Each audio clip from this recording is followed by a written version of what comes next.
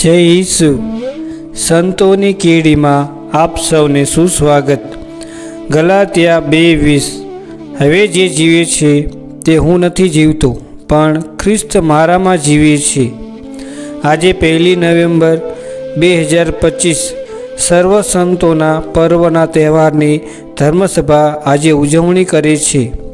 સર્વ સંતોનું પર્વ માત્ર જેઓને ધર્મસભાએ સંતો તરીકે જાહેર કર્યા છે એમનું જ પર્વ નથી, પણ બધા જ આત્માઓ જેઓ પ્રભુના શાશ્વત મહિમા અને સાનિધ્યમાં છે તેઓ સર્વોનું પર્વ છે। સ્વર્ગીય મહિમામાં પ્રવેશેલ દરેક જણ સંત છે, કેમ કે તેઓ પૃથ્વી પરની યાત્રામાં પૂર્ણતા કે પવિત્રતા પામી ચૂક્યા છે, જે પ્રભુ ઈસુની કૃપાનો વિજય છે। પવિત્રતાનું જીવન એટલે સ્નાન સંસ્કારક યોહાનના શબ્દોમાં કહીએ તો તેમનું મહત્ત્વ વધવું અને મારું ઘટવું જોઈએ।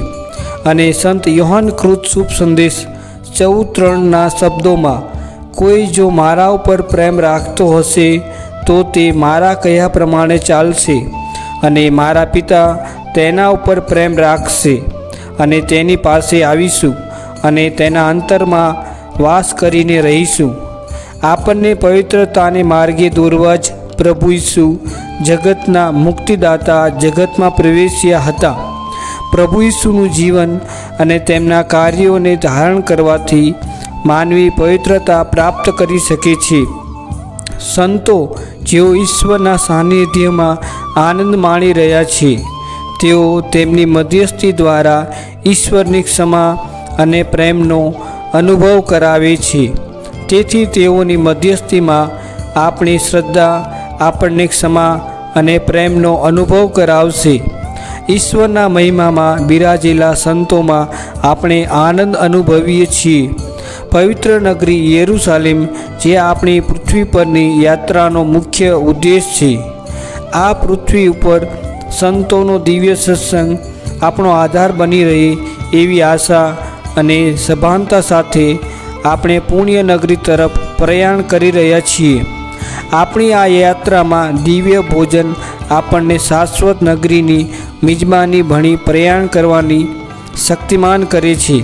સંતોની મધ્યસ્થી અને જીવન આપણી આ યાત્રામાં સહારો અને પ્રેરણારૂપ બની રહી સ્વર્ગીય આનંદમાં સહભાગી કરે છે। હે સર્વસમર્થ સનાતન પરમેશ્વર, સર્વ સંતોને એક જ ઉત્સવમાં અંજલિ અર્પવાનો અવસર તમે અમને આપ્યો છે। તેઓ અમારે માટે તમને અવિરત અરજો કરી રહ્યા છે, તે દયા કરી ધ્યાનમાં લો ને તમારી અગણિત આશીષો અમારા પર વરસાવતા રહો। પ્રણામ મારિયા, કૃપાથી પૂર્ણ, પ્રભુ તારી સાથે છે। ભાગ્યવંત તું સ્ત્રીઓમાં અને ભાગ્યવંત તારા ઉદરનું ફળ ઈસુ। હે પવિત્ર મારિયા, પરમેશ્વરની માં, અમો પાપીઓની વાસ્તે વિનંતી કર, હમણાં અને અમારા મોતની વખતે। આમીન।